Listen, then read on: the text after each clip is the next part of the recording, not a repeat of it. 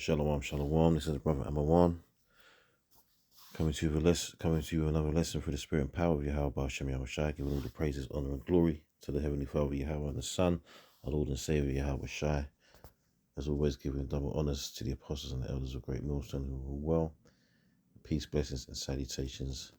Much love and respect to the Archim out there pushing this word in truth and sincerity, the hopeful elect. And peace and blessings to the one for destined for salvation.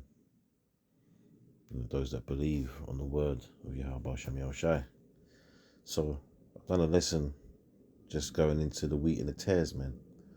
And I thought I'd follow it up with this, just going into the genealogy a little bit and how, the seed line goes through the fathers, man, because there's all these narratives out there about, how the black woman is the beginning, is the progenitor of everybody, and it's not the case, man. It comes from the seed, man. The woman is the womb, she's the carrier, right? The egg, for the fertilizer with the egg, right? But ultimately, that bringing forth of nations comes through men.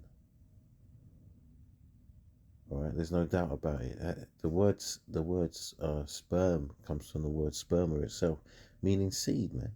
You plant a seed, whatever the seed is, whatever seed you use to plant.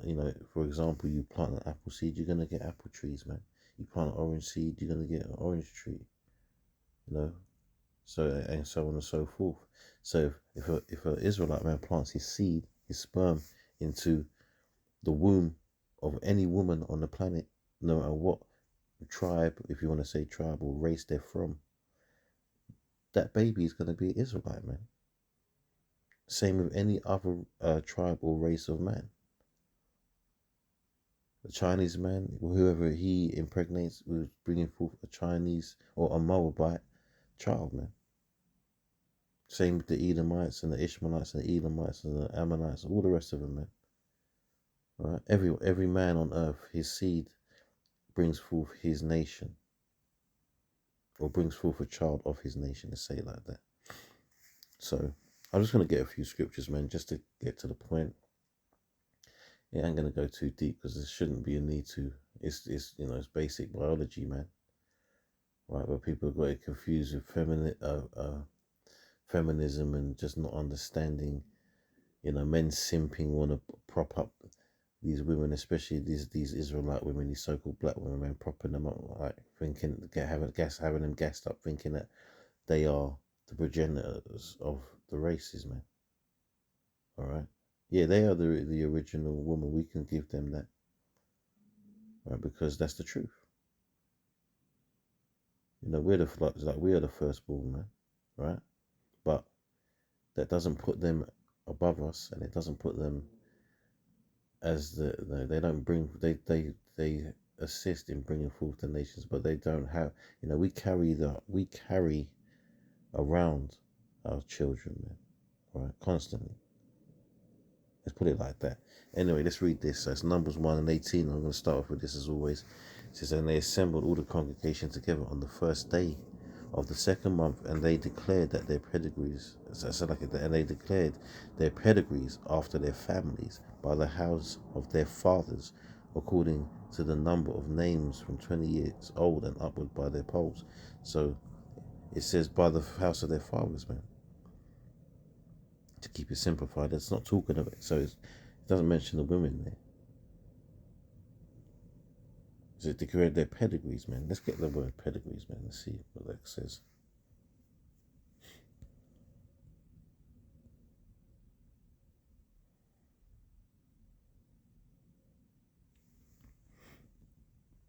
So it's let's hear it. Strong's H3205. Yalad. So it says here to bear, bring forth, beget, gender, travail, to bear, bring forth, of childbirth. Right? To be born, to cause or help to bring forth. So basically the pedigree, what's the best definition here? I would say to bear, bring forth, of childbirth, a pedigrees. It's like you have, like, listen, I don't want to, relate it to animals, but you have dog pedigrees of dogs, man. It's a type of dog. Like, so there's humans, right? Human beings, so to speak, but there's types, there's kinds, and our kind is the Israelite kind. Anyway, let's get back to reading this. So, what should I get next? All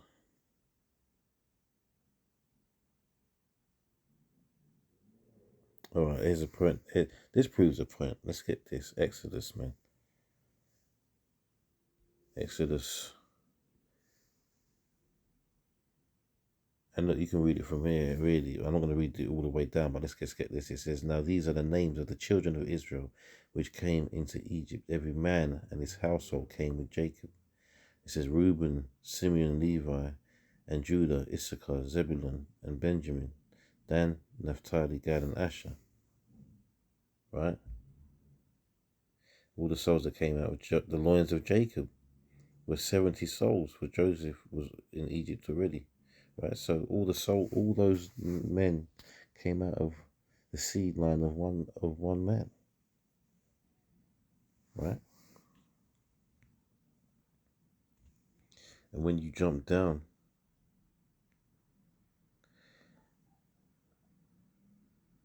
to 8, it says, now there arose up a new king, and we'll read it from here for context, over Egypt, which knew not Joseph, because Joseph was in there, he was a top guy, like he had respect, right? But this new man comes in now. This new king comes in. He says, which knew not Joseph, so he wasn't held in the same regard. And he says, and he said unto his people, behold, the people of the children of Israel are more and mightier than we. It's not only more, he said, but mightier, because he could see that our people behold strength, man, because what they was being afflicted with, being put through, and they're survivors, man. And that's the same to this day. It says, come on, let us deal wisely with them, lest they multiply, and it come to pass that when there falleth out any war, they join also unto our enemies, and fight against us, and so get them up out of the land. Therefore they did set over them taskmasters to afflict them with their burdens, and they built for Pharaoh treasure cities, Pithom and Ramses. But the more they afflicted them, the more they multiplied and grew, and they were grieved because of the children of Israel. Remember, the Lord said that we are like the sand of the sea, man. You can't get rid of us, man. No matter what you try. To this day, Esau's still trying to get rid of us. You can't get rid of us, man.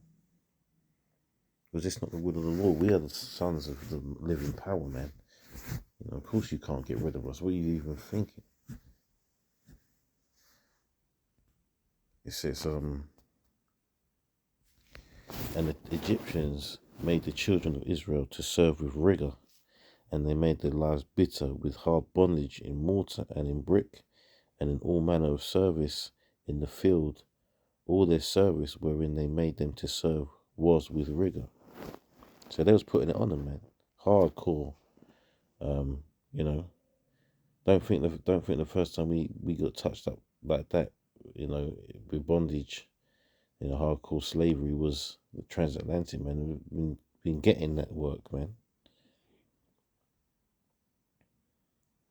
So it says and the king of Egypt spake to the Hebrew midwives, of which the name of the one was Shifra, and the name of the other one Puah. And he said, when ye do the office of a midwife to the Hebrew women, and see them upon the stools, if it be a son, then ye shall kill him. But if it be a daughter, then she shall live. But the midwives feared the Most High Yahweh, and did not as the king of Egypt commanded them, but saved the men children alive. And the king of Egypt called for them. And let me stop there, actually. Let me go back to 16, right? So what did it say there? It says, and he said, when ye do the office of a midwife to the Hebrew women, and see them upon stools, if it be a son, then ye shall kill him. But if it be a daughter, then she shall live. So why was he doing that, man? Because he understood that it doesn't matter what comes out of the woman. So it only matters what seed goes into the woman, right? So if you're killing all the females, right, and you're leaving the men, you're still allowing for that nation to grow because the seed lines are still there. But if you kill the sons, there's no chance of them being able to spread their seeds. It's not hard to figure this out, man. Women are gassed up these days, believing that they hold that power of procreation, man. They are a part of it, but they're merely a vessel. And I say merely because that's what it is, man. Because I say merely because it doesn't matter about what woman a man. If a man wants to bring forth a nation, it doesn't matter what woman he does that with. That's the bottom line at the end of the day. Although we're commanded to do it with our own women, man. But ultimately, when we procreate, man, whatever women we do that with, our children are Israelites, man. So enough of this talk about mixed race and all of this garbage, man. There's no such thing as that.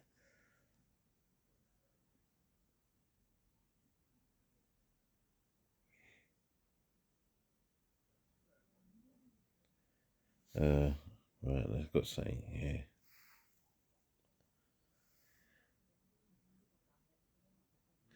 So this is Sirach 1:14. It says, "To fear the Lord is the beginning of wisdom, and it was created with the faithful in the womb." Right. So remember, the Lord knew us in the wombs, man. It says, she have built an everlasting foundation with men, and she shall continue with their seed. You see that?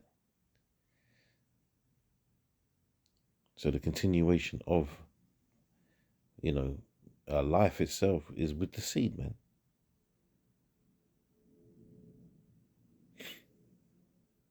Let me get another one.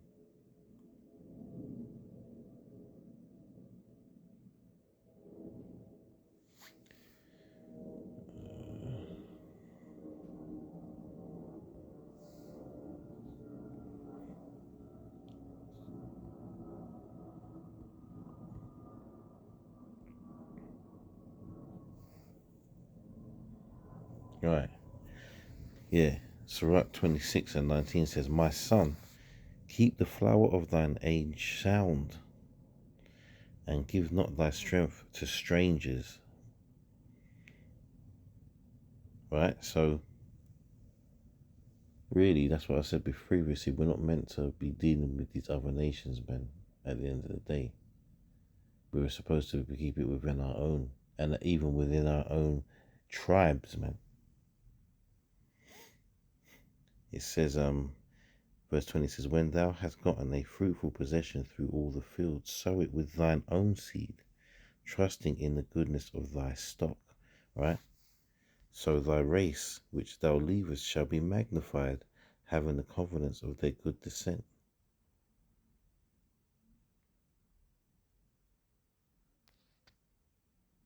So and that relates to the wheat and the tares, man, because we sow the seed, man. So whatever seed we sow is what comes forth is from us.